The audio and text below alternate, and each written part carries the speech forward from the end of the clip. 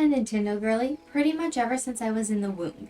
My mom taught all of us how to play Mario. I don't think I played a game that wasn't made by Nintendo until I was 11. It became my favorite game. And when I was 25, I played my first game made by an indie developer, and now I love indie games, even though I'll always be a Nintendo girly at heart.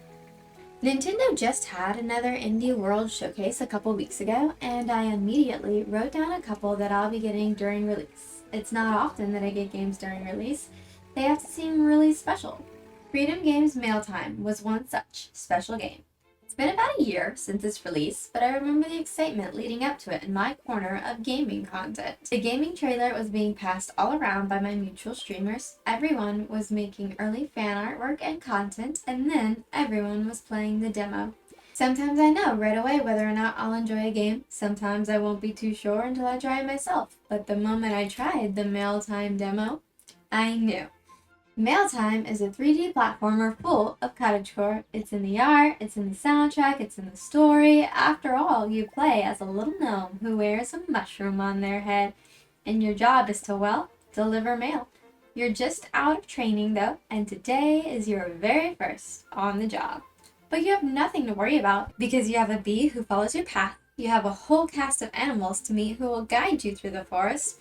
They'll also all have side quests for you to fulfill their own storylines, and you have a grumpy yet caring boss watching over you as you fulfill your first job. Your job is to deliver a letter to Greg, only nobody quite knows where Greg is. The other animals can give you hints, but you have to help most of them out beforehand. There's Shelby the turtle, who just wants to beat their best friend in the upcoming race. There's Annie, who needs to get her husband an anniversary gift. There's Haley and Donna, who are in love with one another, but too shy to do anything about it.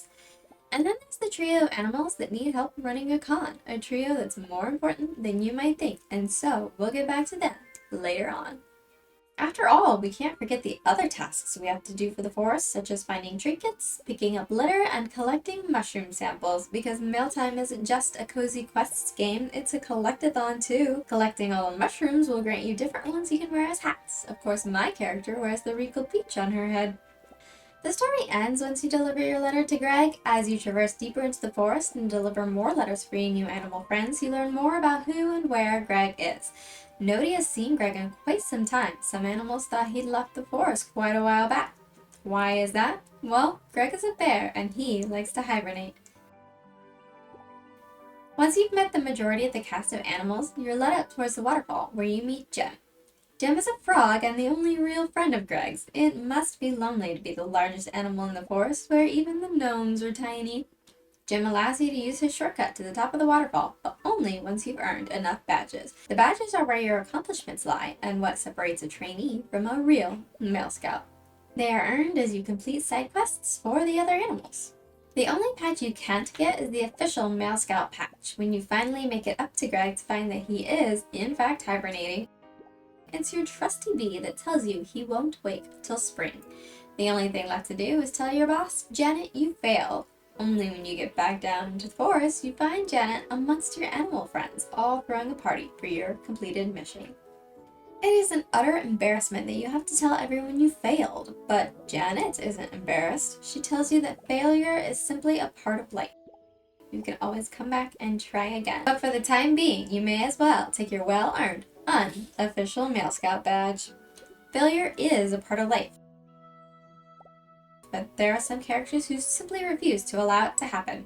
Kaz Brekker is a character who will get back up every time he fails. As with video games, there's some books that I have to get on release. If I'm already reading the series, or if I know I love the author, but sometimes I won't know about a special story until I hear about the Hollywood adaptation, and then I immediately have to read it in time for the adaptation to come out.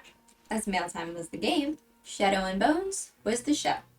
Shadow and Bones is a 2-season show that traverses the world of the Grishaverse across 2 book series, a trilogy of the same name, and a duology called Six of Crows.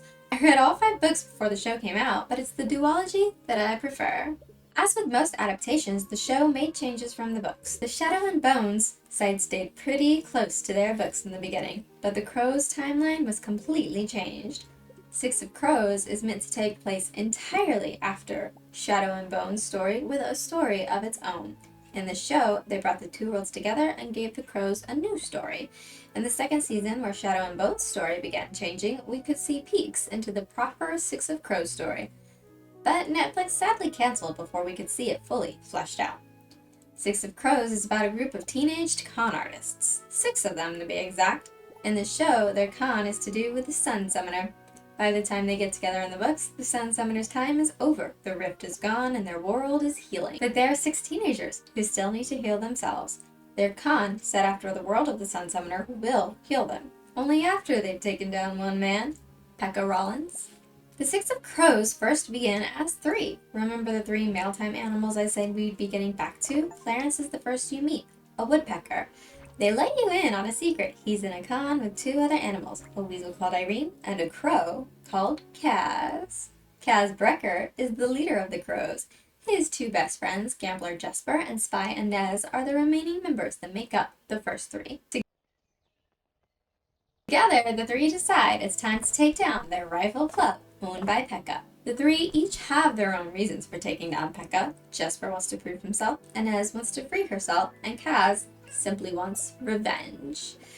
But they know they can't do it all alone. They need a Heartrender, a corporalkey of the Grisha. This is the Grishaverse after all. Of course they need a Heartrender, so they hire Nina, a Grisha on the run. But Nina will only work for them under one condition. Kaz has to help her break Matthias out of prison, the slave trader she fell in love with after they saved each other's lives. You didn't think the story was going to be without love, did you? All of my favorite stories have love.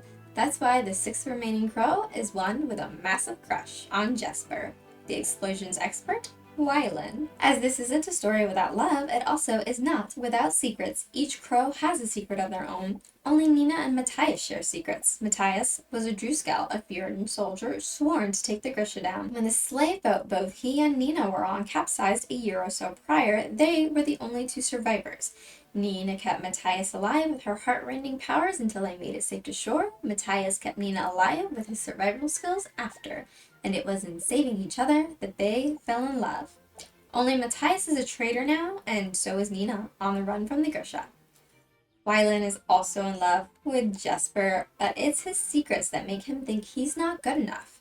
He's the son of one of the richest men in Ketterdam, thrown out because of his inability to read. Only his mom really loved him, who he's been told is long dead. It's Jesper who helps Wylan unveil the secret of his mother, sent to live her life out in an asylum.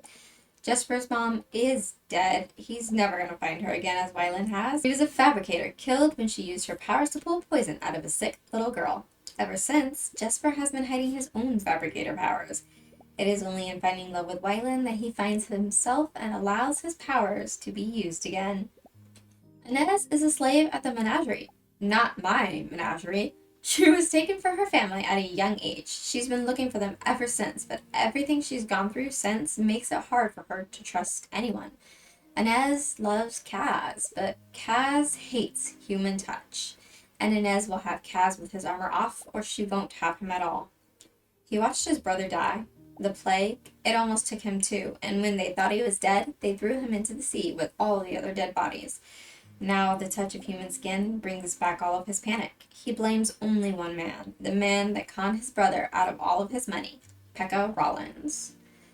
Clarence, Irene, and Kaz of Mailtime are conning to take down the Pekka of their story, Kiki the cat, who cons other animals out of their money too. In the end, all secrets are revealed in both worlds. It isn't exactly in happy endings, but in healed endings. It doesn't take more than a few hours to complete Mailtime and get 100% of the achievements. Only for me, it took weeks. Because I purchased the game upon release, I was part of the first wave of players who were finding bugs. There were a couple of game-breaking bugs those first weeks, wherein the game literally could not be completed. I found the invisible mushrooms bug. At first, it seemed this wouldn't break the game for me. Even though my second to last mushroom was invisible, I was still able to collect the sample and get the hat. It was the final mushroom that broke the game for me. I knew where to find it, but I never did. I never even found the sample. I simply reported the bug. I commend the creator of the game, Kella, for her hard work in making sure every reported bug was patched up before releasing the update. She even did a week of beta releases to test that no other bugs would be found. I didn't sign up for the beta tests, I simply waited. I'll admit I was a lot, impatient to be able to finish my game, but when I finally did, I believe it was worth all the effort.